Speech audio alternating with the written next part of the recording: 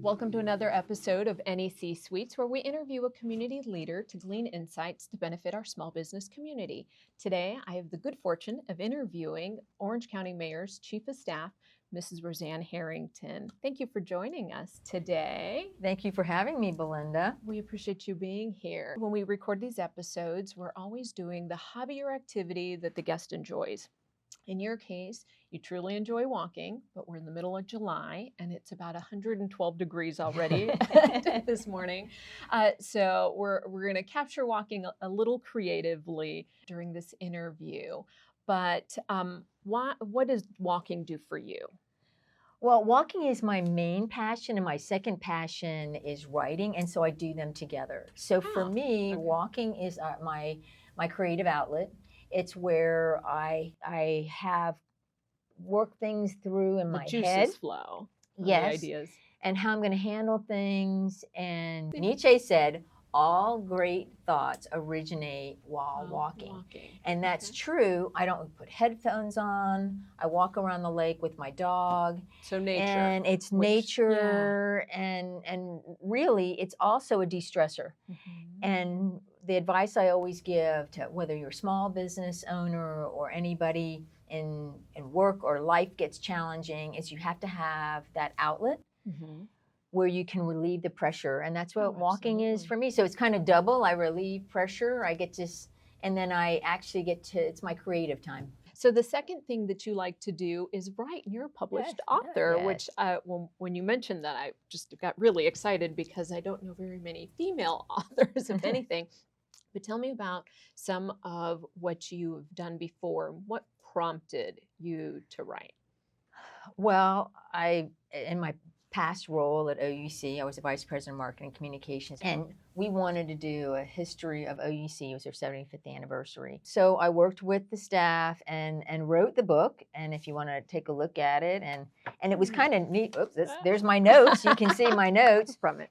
It was kind of an interesting process because what we did was looked at what was going on at the time when big things were happening. Mm-hmm. And that to me was so interesting. It's easy to look at a decision and say, well, okay, they made that decision, but you need to put in the context of what was going on at that time. Yeah. And so when we started looking at the different decades, it became an interesting story. And then from there, once I completed it, I said, I had written annual reports. I had written things business-wise. And I said, okay, I really enjoyed this. I got in my groove.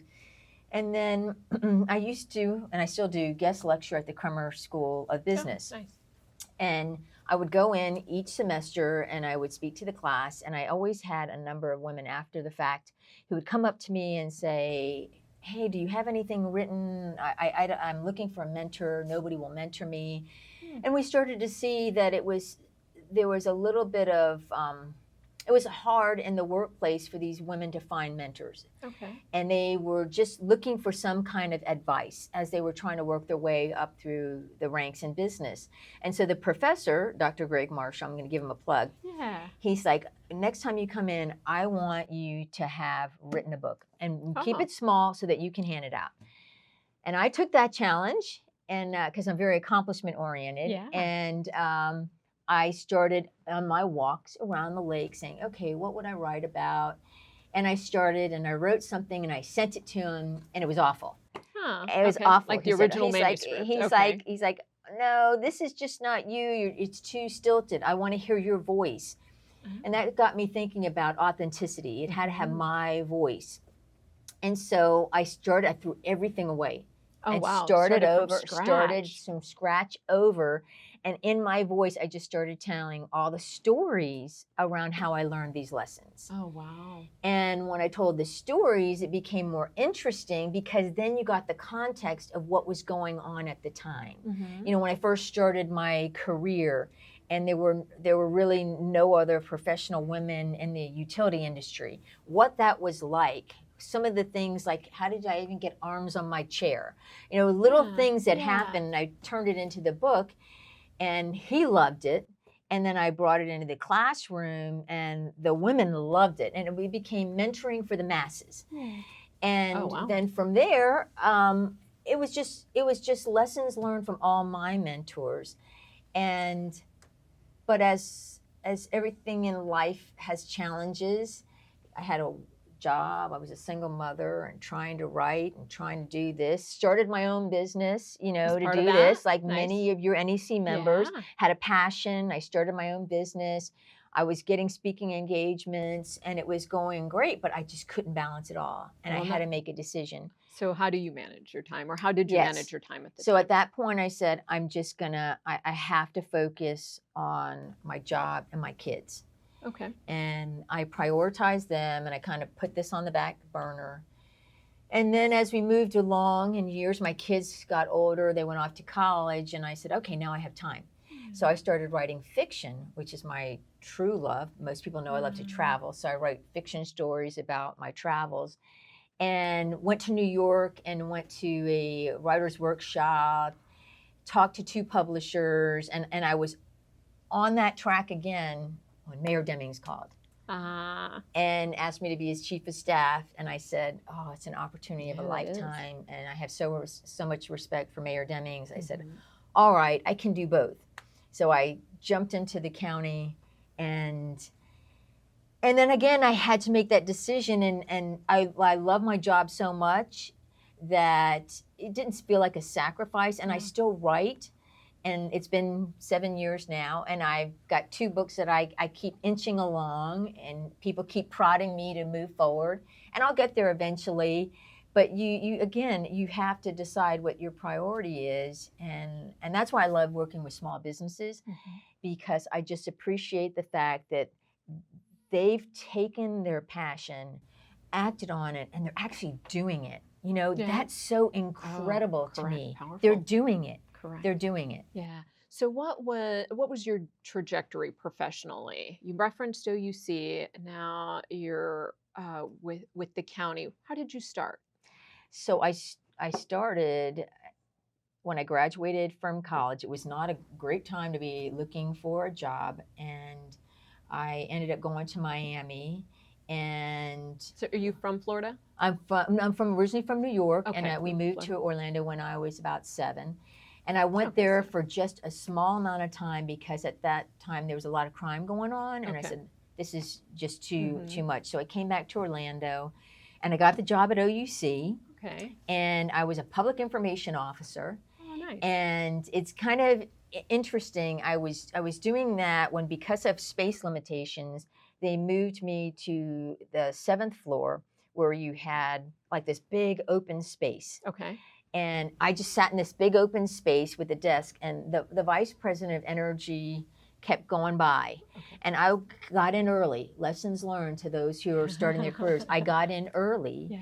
And he knew I was a writer, and so he would ask me to review things for him. Oh, nice. And so I was reviewing things, and then he said, I'm going to be posting a job for a training coordinator. And if you're interested, it's kind of different. He said, but I know you said you want to move up through the ranks. And if you do, you have to have operations experience. Yeah. And so I thought about it long and hard, and I signed the posting, and I got the job. And I spent 5 years as the training administrator in electric operations, worked on the lineman training program. That was when we moved from everything being taught from lineman to lineman and moved to a more structured program with manuals and modules and training steps that allowed us to condense the amount of time it took for somebody to move up through the ranks, which was really cool. Before you had to have somebody retire or die before you could move up. It moved to a 10-year program, become a journeyman. So I really loved that. I loved operations. And then I got recruited. While I was doing that at night, I was getting my MBA at Crummer. And then I was also very active in the community. Was president of the Downtown Orlando Partnership, chaired Light Up Orlando, and so from there, OUC wanted to start community relations. So they plucked me from energy and moved me over to community relations. And then from there, I just, I'm kind of an entrepreneur in that I need the stability of a business because I was a single mom from my ages, my kids 1 and 3. Oh, wow. So I needed that stability of an Yeah. organization. So I created businesses within and programs, products, new departments from within, and stood them up. Economic development, moving us from, Wow. to online, digital, start, stop, transfer of service, and did some Wow. really cool projects there. Loved my time there. It was incredible. People I worked with.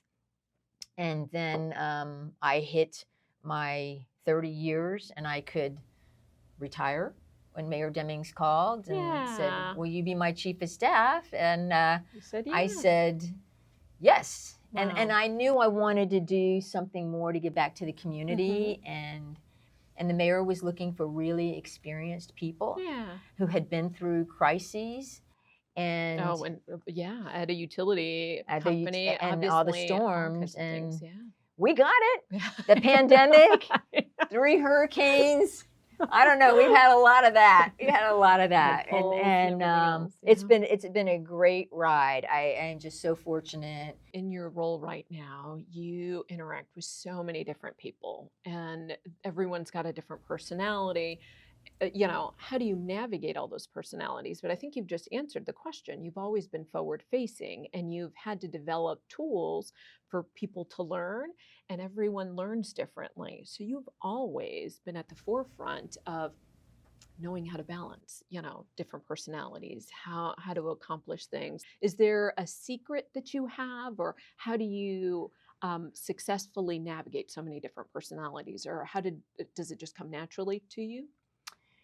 I am fortunate to have an amazing mother, and my mom and my grandmother, but really my mom was the master. Anybody who knows my mom, Virginia Gorin, knows my mom, 90 years old, and she's still got it going on.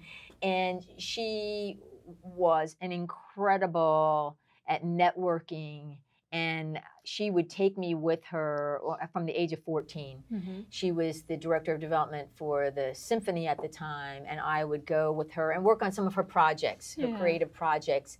And so I learned from her. And my mom has the ability to, nothing really phases her. And I would see her, have people really angry, upset, and she managed to stay calm. And so I learned a lot from my mom. She was really incredible. And I think the other thing that I have learned at working storms and other kinds of things is that most of the time, it's something that's going on that doesn't have to do with you. It's prompted by something else. And if you can just try and say, all right, what's really going on here, and get beyond it. But I'll have to admit, there's times it's challenging when you pick up the phone and somebody's screaming at you. They don't know who you are. It's so trying not to take it personally is really, I try and remember. And then walking, at the end of the day, I would just go for a walk and walk through all of that. To let it go. Let it go. Let Like it the go. song, right? Let it go is so hard. Letting it go. But you have to, and you really have to. And and even entrepreneurs have to do the same thing. You might have a tough client, and you just have to figure out, okay, that's not the end of the world. You can't continue to allow it to rent space in your head, because you have another day. You've got more things to move forward with. And so figuring out how do you let it go. And don't be afraid to ask for help. I know some of the times I've worked with a lot of small businesses that are just starting up, and it's so difficult that first time they have to bid on something. And they tend to underbid, right? They underbid. And then they get themselves caught up in, I can't afford to fulfill this contract. And so one of the things we did when I was at OUC was we said, well, we're going to mentor you. And so when we saw that coming and they came in, we said, you know what, we're just going to have to invest in these organizations, and let's give them a little training on billing, payments, all of those things that they need. And this was before really the NEC got involved. And that's the beauty of the NEC now, is that you have those programs so that you no longer have these small business coming in and selling their souls, trying to get that first client. Now they have the NEC all of your member organizations that will come in and say, let me help you put in a good bid. Correct. Let me help you manage your human resources. And I just think that that's me personally why I think entrepreneurial organizations are so important. They really are. Because small business drives our economy, and so many folks want to launch into something. But I've used the example before, just because you make an amazing pizza doesn't mean you should open up a restaurant. Or my favorite is when someone signs a lease because they love the location, not having done the analytics on, is that where your customers are? Can your customers reach you? But that goes back to the point, we have resources to help you figure out what all those things are, what's the best fit for your company. And so we're grateful because you've been supporting the NEC from back to your days at OUC. And that's something we're just so grateful for, and especially all the programs you developed at OUC. Well, for economic development. And Orange County is a big supporter of all of these nonprofits. Absolutely. And one thing I think everybody has to keep in mind, especially small businesses, is timing. And being honest with yourself and saying, like I mentioned earlier, is this the right time in my life? Because you have a long runway, right? Correct. Hopefully you're going to live a long time. Mm-hmm. And life is a marathon and not a sprint. Correct. And maybe it's not the right time when you look at, I've seen people try and take on a new job at the same time as they have a new family and they have other things going on. And maybe the timing's not right. And that's why being honest with yourself and saying, all right, I have to choose. Correct. I could do it all, but can I do them all well? Mm-hmm. And maybe it's not the right time. And those are tough discussions. And I know that's some of the coaching that you all give small businesses and anybody really who's got a dream. I think you're starting to see a lot of people now, we saw in the pandemic, they had careers and they said, you know what, I just don't want to do this anymore. I want to start and do something different. And the gig workers, the whole gig worker now, where you set up your own LLC and you're like, okay, I'm a gig worker. Yeah. How do I do this now? And then you find out, oh, I have no social interaction. Right. How do I get a contract? Right, yeah, and then I'm going to go sit in a coffee shop. And so I get my interaction. And all those things that you have to think about, right? Yeah. They say we're people that like being around others. And then all of a sudden you're like, I'm at home all day with the dog and he doesn't talk back to me. Yeah. It's like, what do I do now? And so I think that's what you saw after the pandemic. People just wanted to come out. Correct. We thought the after hour networking was over, and it's not. You see your own events, they're just well attended and people are excited, and it's great. It's great, that human connection. Yep, absolutely. I have a question for you, and with that, we'll lean into putting this together. So when you were capturing thoughts, are you a digital type? Do you type your thoughts out or do you handwrite them? I am old school handwriting. So so that's why something like this works for me, because I do have multiple of these. Sure. And where I keep notes, even my vacation planning. And what I'll do is that when I'm walking, I'll send myself a text, or actually I've started putting in the little notes category. I'll write the notes. Oh yeah. And that might be something to trigger a thought. And then I'll come back to the house and then I'll write it down on my notebook. And then I'll work that. And then at the office, I'm a big whiteboarder. Okay. Anybody who comes to my office sees a big whiteboard, and I put ideas there. And what I like about that is other people walk in and they see it, and I say, feel free to add to it. Add to it. But I like the written, and it's kind of funny because I also love my files. I'm at work, everybody knows I have files stacked everywhere, different colors. But how many times somebody will say, oh, what happened 6 months ago on that project? I'll whip out my file, right? Or with a notebook, I can page through and I'll find it. And I'm not transcribing a meeting. What I'm more trying to do is get the essence of what's going on so that I know later on is like, did we make a decision? Did we talk through this or that? So that 6 months later, you can say, we already talked through that. Yeah. And this is what, but maybe we add conclusion. to it. Yeah. So I'm a That spirit real of big collaboration. believer in this. And I do write myself little notes, my little to-do list. And I do it on something like this. So Absolutely. we've created a notebook. Someone else in your office also uses notebooks and this particular size. So I thought a nice little gift for her could be this as a memento from our conversation. And we've All right, so I'm going to have to put my glasses on for this. Otherwise, I'm never going to be able to get this done correctly. So the rings go in. Okay, so, and while we're doing this, what is the best business advice you've ever been given or that you give? The best business advice I ever got was from a man named Bill Harrington, no relation. He was a vice president at OUC who, when I became training coordinator, I worked for him. And he used to tell me, get results. And if you are known for getting results, people will want to work with you. And he said, you're going to be the only female in the room. And if you want a seat at the table, then make yourself so valuable that they can't afford not to have you at the table. And that's the way I look at everything now is, am I getting results? Can I get things done? When you bring me in, and now really, when you bring me in, it's to get something done. Yeah. I'm not going to just tread Being water. Effective. Yes, and getting things done, and also knowing what needs to get done. Yep. What needs to get done. Here, I can. There. What needs to get done.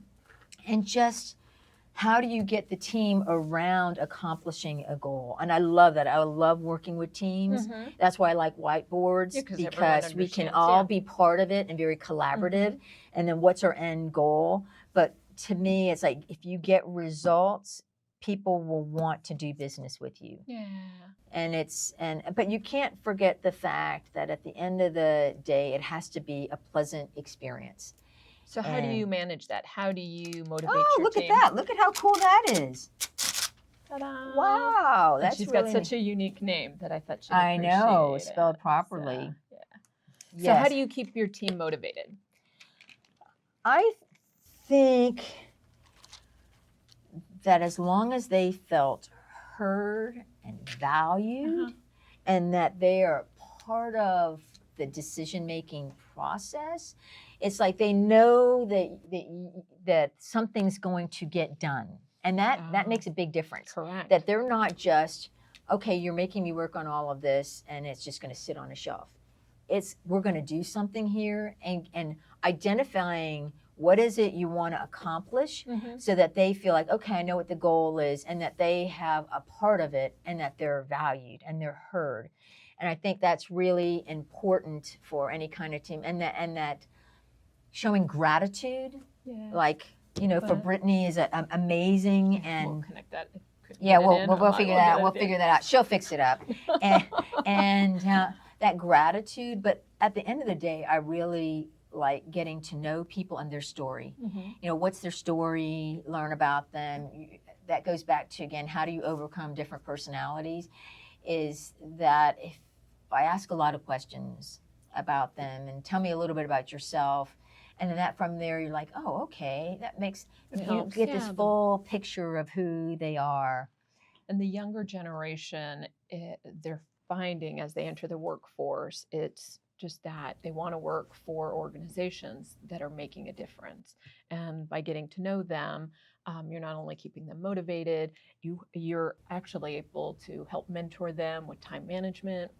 They can turn to you as well for advice, that mentoring side. I like that.